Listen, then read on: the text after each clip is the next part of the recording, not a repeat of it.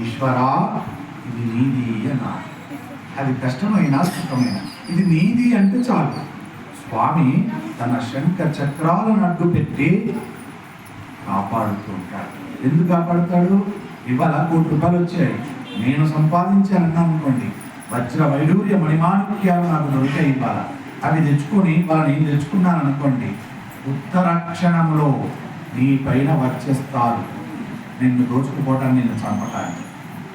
అలా కాకుండా ఈశ్వరా ఇది నీది అన్నామనుకో, దాన్ని రక్షించడానికి పరమేశ్వరుడు ప్రమాద గణాలను పంపిస్తాడు. శ్రీ మహావిష్ణువు శంకు చక్ర గణాలను పంపిస్తాడు. మన దగ్గర లోపం ఉంది.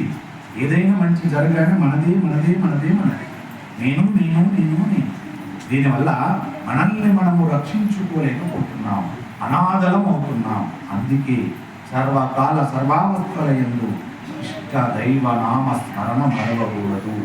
ఏ మంచి జరిగినా ఏ చెడు జరిగినా ఈశ్వరాని వాడను, ఈశ్వరాని ఇదే ఇది, ఈశ్వరాని ఇచ్చింది ఇది అనే మాట అనడంలో ఎందుకు ఇంత పిసినారితనం, ఎందుకు ఇంత అహంకారం మనుషులకు?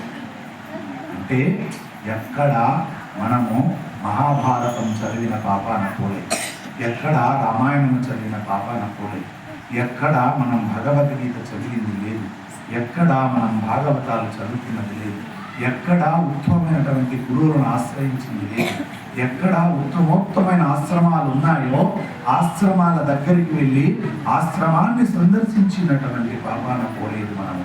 అందుకే మనకి అహంకారాలు, అందుకే ఈ పిసినార్తనాలు మనకు. ఈశ్వరా నీతి అనడంలో ఇంత వైక్లభ్యాన్ని పొందుతున్నాం మనము.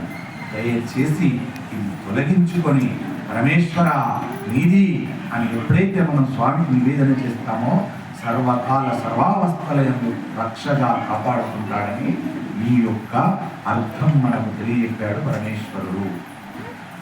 ఆమె అడిగి